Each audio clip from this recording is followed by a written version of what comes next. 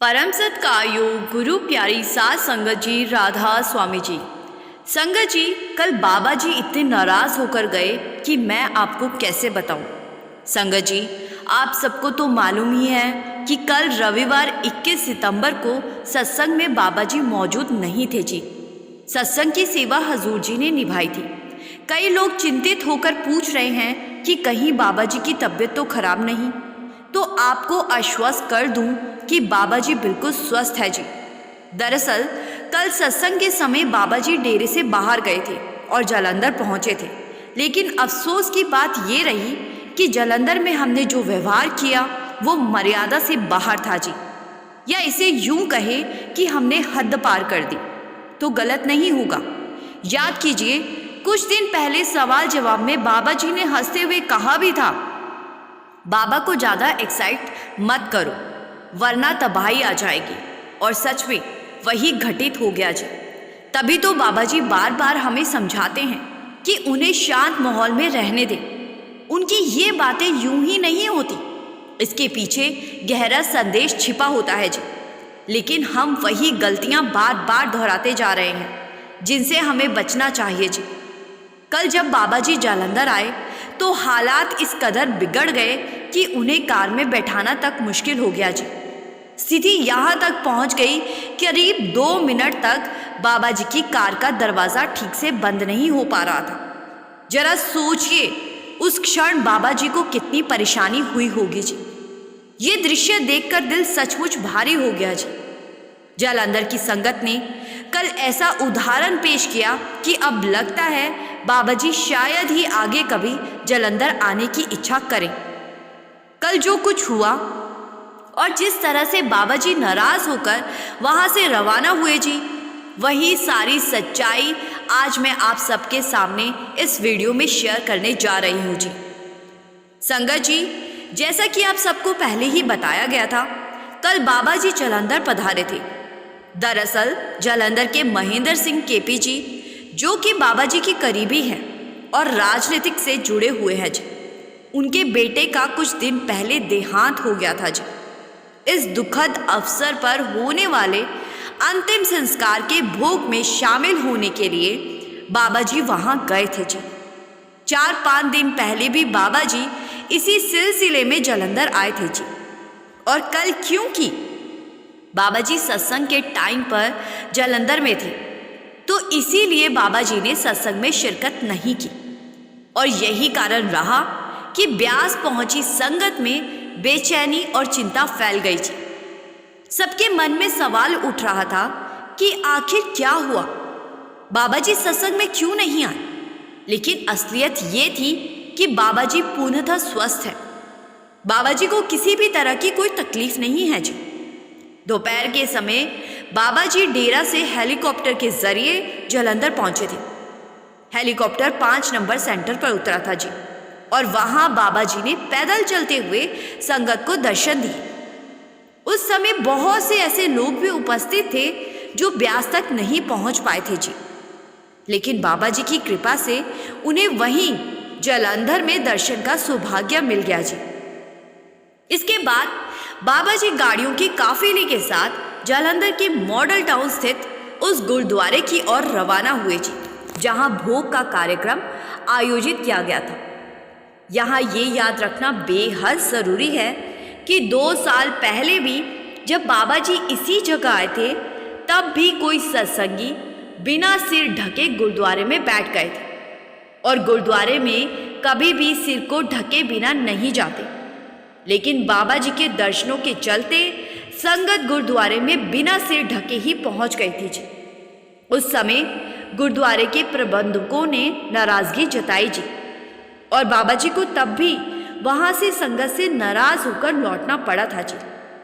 संगत जी, आप जरा सोच कर देखो, जब हम ऐसे काम करते हैं तो हमें कोई कुछ नहीं कहेगा, बल्कि उंगली हमारे गुरु पर ही उठेगी। पिछले साल जून में भी बाबा जी ने एक सत्संग के दौरान इस विषय पर खुलकर बात रखी थी जी। बाबा जी ने स्पष्ट कहा था कि जब मैं किसी पाठ या भोग में जाता हूँ तो वहाँ आमतौर पर परिवारजन कम और सत्संगी अधिक पहुँच जाते हैं जी। बाबा जी ने कहा था, जब कोई देना ही नहीं चाहता तो क्या हम उसके पीछे दौड़कर उसे छीन लेंगे?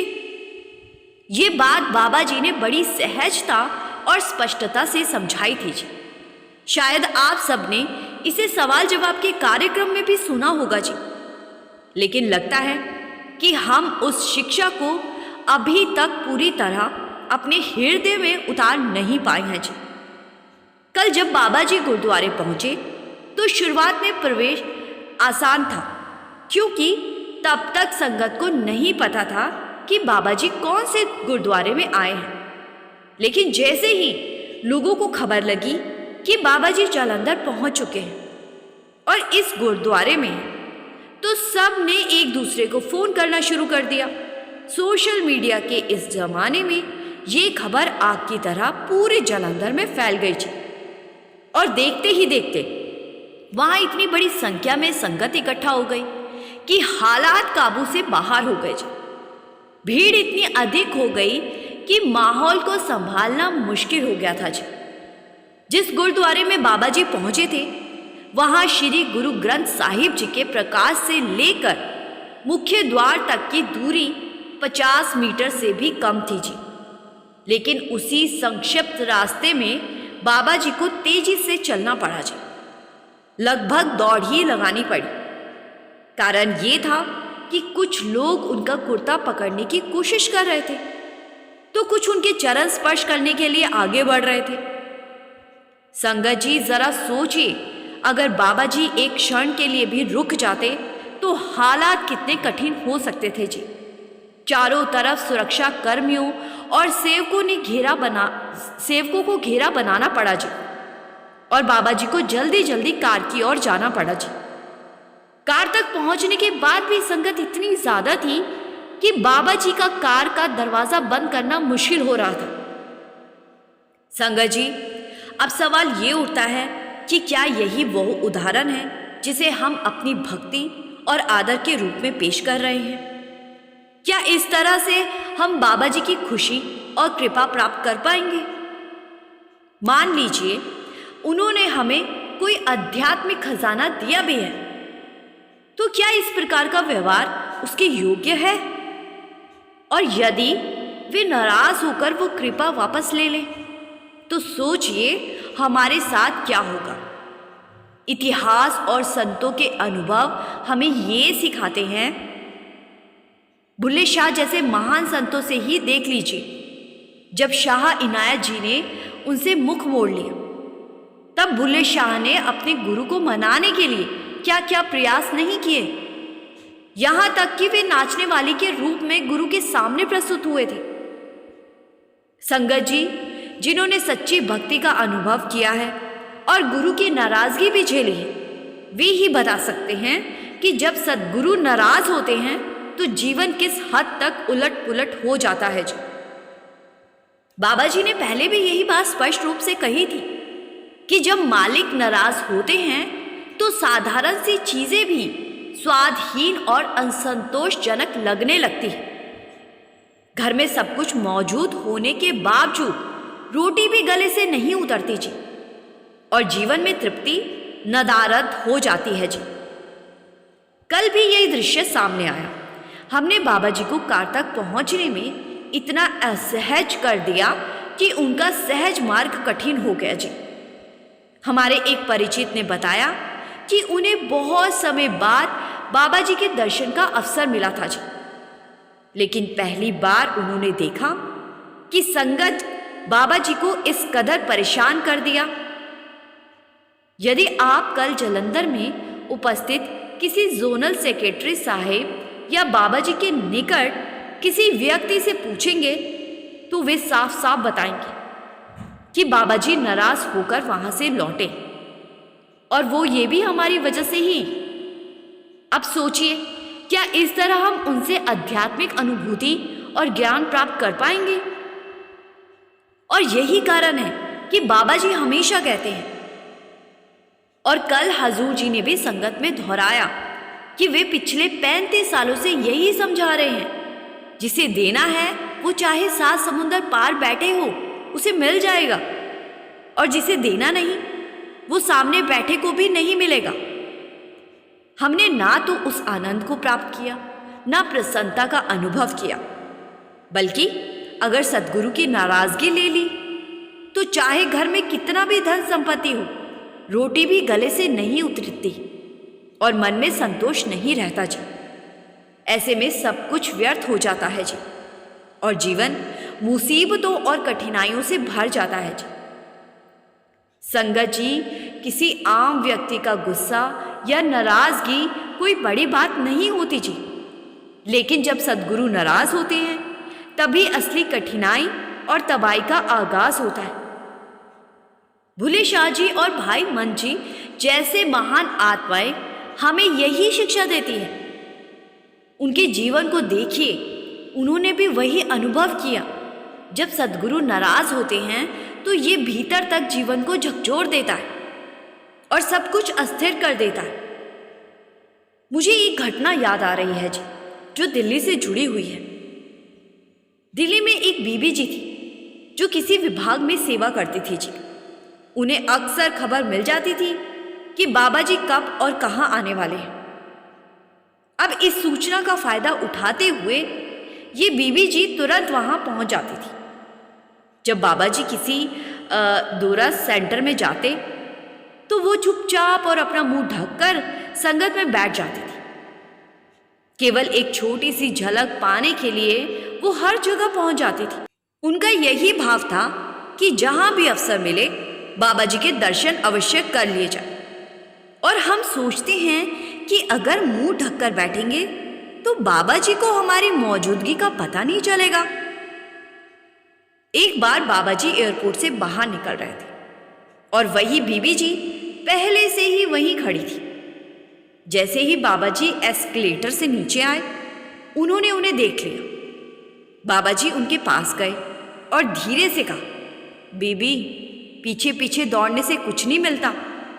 इसके बाद बाबा जी ने सुरक्षा कर्मियों से उस बीबी जी के बारे में जानकारी मांगी। जब पता चला कि वे किसी विभाग में सेवा करती है तो उनका बैज रद्द कर दिया गया और सेवा से उन्हें वंचित कर दिया गया जी। ये सोचने वाली बात है कि क्या हमें सच में लगता है कि बाबा जी को हमारी हरकतों का पता नहीं चलता? क्या पीछे दौड़कर उनके कपड़े पकड़कर हम उनकी कृपा पा लेंगे या पा सकते हैं? बिल्कुल भी नहीं जी। ये दया पाने का तरीका नहीं है जी। संत मत का सबसे पहला और महत्वपूर्ण सूत्र यही है कि दया और कृपा सद्गुरु की प्रसन्नता से मिलती है। अब सवाल ये उठता है कि क्या हम सच में सद्गुरु की खुशी हासिल कर रहे हैं? कल ही देखा गया कि जब बाबा जी कार से उतर रहे थे, वहां इतना शोर मच गया कि ड्राइवर साहब को भी पता नहीं चला कि बाबा जी पीछे आ चुके हैं। आखिरकार बाबा जी को खुद हल्के से कार का दरवाजा खटखटाना पड़ा, तभी दरवाजा खुला। संगत जी, अब सोचिए, हम बाबा जी के हुक्म को मानने की बजाय उल्टा अनुशासन तोड़ने में लगे हुए हैं। असली संत मत क्या है? ये सिर्फ भक्ति का मार्ग नहीं है जी। भक्ति तो बाद में आती है। हजूर जी और बाबा जी दोनों बार बार हमें समझा चुके हैं और ग्रंथों में भी लिखा है, जो तिसु भावे नान का सोई गल चंगी, यानी मालिक को वही पसंद आता है जो उसे भाता है। अब सवाल ये है कि क्या मालिक को ये भाता है कि हम उनके पीछे भागे, उनके कपड़े खींचे या उनके कुर्ते को पकड़े? बिल्कुल भी नहीं जी। मालिक को ये बिल्कुल भी नहीं भाता कि हम घर बैठकर, मालिक को ये भाता है कि हम घर बैठकर शांति से भजन सिमरन के माध्यम से उनकी ओर बढ़े, अंदर से उनके दर्शन करें, अंदर से उनसे जुड़ें। आजकल सोशल मीडिया पर जब भी खबर फैलती है कि बाबा जी किसी स्थान पर आने वाले हैं तो तुरंत बड़ी संख्या में लोग इकट्ठा हो जाते हैं जी। और जैसे ही भीड़ बढ़ती है, परिस्थितियां असहज हो जाती है। और यही कारण है कि डेरा बार बार निवेदन करता है कि ऐसी जानकारियां साझा ना किया जाए। इसका मकसद केवल इतना है कि संगत की भीड़ बाबा जी को परेशान ना करे। बाबा जी की भी एक निजी जिंदगी है, लेकिन अक्सर संगत उनकी पर्सनल लाइफ को अनजाने में प्रभावित कर देती है। असली भक्ति और संतमत ये नहीं है कि हम अपने स्वार्थ के लिए, अपने आप को झूठी तसल्ली देने के लिए अपने सद्गुरु को दबाव में डालें। संतमत का मतलब है कि हम शांति और समझ के साथ अपने सद्गुरु के भाने में रहें। बाबा जी ने साल भर इतने सारे भंडारे और दर्शन कार्यक्रम इसीलिए आयोजित किए हैं ताकि संगत प्रेम और श्रद्धा के साथ आए और उनके दर्शन कर सके। लेकिन अगर हम बाबा जी के पीछे दौड़ने लगेंगे तो स्वाभाविक है कि बाबा जी नाराज तो होंगे ही ना। सद्गुरु का आगमन हमें मालिक से जोड़ने के लिए होता है, लेकिन अफसोस की बात यह है कि हम अक्सर उन्हें नाराज करके उनसे दूरी ही बना लेते हैं। हाल ही में बाबा जी के दर्शन के लिए एक छोटे से गुरुद्वारे में करीब 500 लोग इकट्ठा हुए। पिछले अनुभवों से सीख लेते हुए इस बार संगत ने ध्यान रखा और सभी ने अपने सिर पर रुमाल बांध रखा। पिछली बार ये भूल हो गई थी, लेकिन इस बार सत्संग में अनुशासन बनाए रखा गया। अब हमें एक उदाहरण कायम करना है कि हम बाबा जी के पीछे भागना छोड़ दें। सबसे उचित यही है कि हम सत्संग घर में जाएं, क्योंकि वही स्थान है जहां बाबा जी ने संगत को आने की अनुमति दी है। बाबा जी जहां चाहते हैं वहीं जाकर हम उनके दर्शन करें, तो इसी में ही हमारी भलाई है जी। कल एक परिवार ने बताया कि वे शनिवार को बाबा जी के ओपन कार दर्शन नहीं कर पाए थे, तो उन्होंने सोचा अच्छा है आज रविवार को बाबा जी हमारे शहर जालंधर में ही हैं, तो हम वहीं जाकर दर्शन कर लेंगे। अब जब ये बात वहां उपस्थित एक जागरूक रूह तक पहुंची, तो उन्होंने उस परिवार की बीबी से कहा, बीबी जी, जब बाबा जी खुद आपको बुलाकर दर्शन देना चाहते थे तब आप नहीं गई, और अब जब वे किसी निजी काम से आ रहे हैं तो आप उनके पीछे दौड़कर दर्शन करना चाहती हो। उन्होंने आगे समझाया, बीबी जी, जब तक गुरु की मर्जी नहीं होती हम उनके दर्शन प्राप्त नहीं कर सकते। पीछे दौड़कर हम केवल उन्हें देख सकते हैं, उनकी नाराजगी हासिल कर सकते हैं, इससे अधिक कुछ भी हासिल नहीं कर सकते और ना ही कर पाएंगे। इन शब्दों को सुनकर उस परिवार ने समझ लिया जी कि पीछे दौड़कर देखने को दर्शन नहीं कहा जाता। इसीलिए उन्होंने तय किया कि वे कल गुरुद्वारे में बाबा जी के दर्शन के लिए नहीं जाएंगे। उन्होंने सीखा कि असली दर्शन केवल गुरु की मर्जी और कृपा से ही संभव है जी, और किसी भी तरह की हड़बड़ी या पीछे दौड़कर दर्शन करना वास्तव में सत्संग की भावना के खिलाफ है जी। संगत जी, दर्शनों को लेकर एक साखी आपको सुनाती हूँ जी। जब बाबा जी ने सत्संग खत्म होने के बाद भी बहुत देर तक स्टेज पर बैठकर किसी का इंतजार किया था जी, और ये साखी आपको बताएगी कि सद्गुरु का प्रेम क्या होता है जी। एक बार की बात है जी, जब सेवादारों ने देखा कि बाबा जी सत्संग समाप्त होने के बाद भी वहीं बैठकर किसी का इंतजार कर रहे हैं जी, तो बाबा जी ने कहा, मुझे किसी के दर्शन करने। अब ये प्रसंग बड़े महाराज जी के समय का है जी। उस समय डेरे के बाहर एक बुजुर्ग अम्मा फल और सब्जी का ठेला लगाया करती थी जी। अम्मा के जीवन में सद्गुरु के अलावा कोई और नहीं था जी। अम्मा बहुत ही वृद्ध और कमजोर हो चुकी थी जी, लेकिन उनका भजन सिमरन और सेवा का भाव अद्भुत था जी। बाबा जी पर अम्मा का अटूट विश्वास था जी। संगत जी, उस समय बड़े महाराज जी रोज संगत को सत्संग फरमाया करते और दर्शन दिया करते थे। अम्मा ने एक नियम बना रखा था कि दिन भर फल और सब्जी बेचकर जो भी कमाई होती उसमें से अपने दिन की रोटी और ज़रूरी सामान का खर्च निकालकर शेष सारा बचा पैसा डेरे में सेवा के लिए दे दिया करती थी। अम्मा हर शाम महाराज जी का सत्संग सुनने जाती और दर्शन के बाद अपनी दिन भर की कमाई डेरे में समर्पित कर देती जी।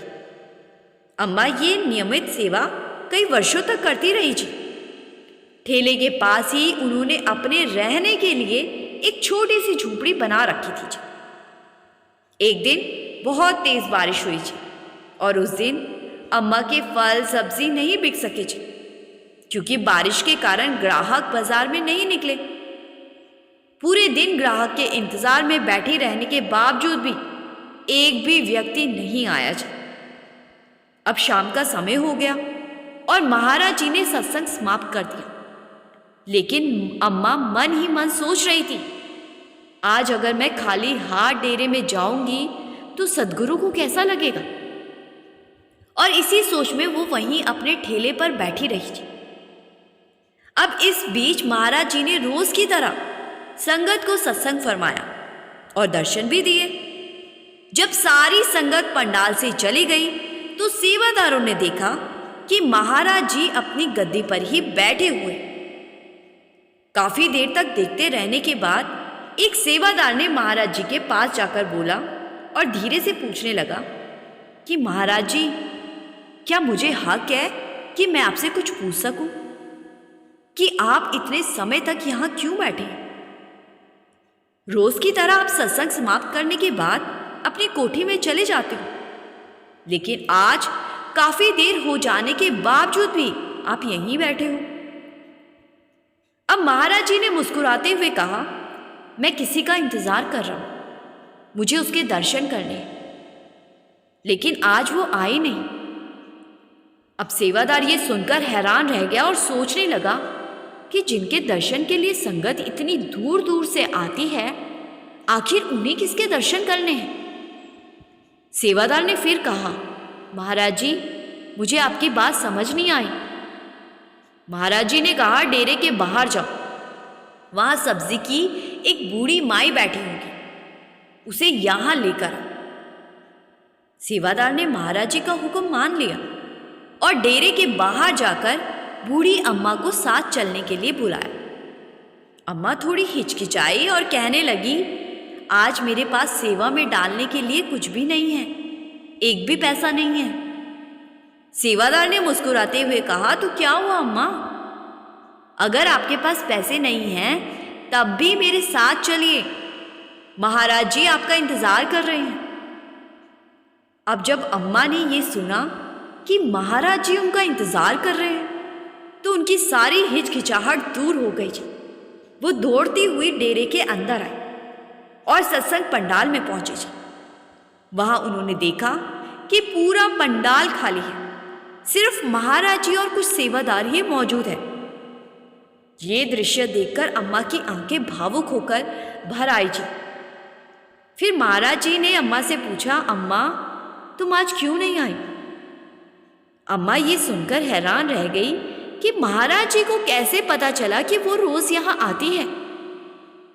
अम्मा धीरे से बोली, हे मेरे सच्चे पातशाह, आज मेरी दुकान में एक भी पैसा नहीं बिका, इसीलिए मेरे पास डेरे में देने के लिए कुछ भी नहीं था, इसीलिए मैं आज डेरे में नहीं आ पाई।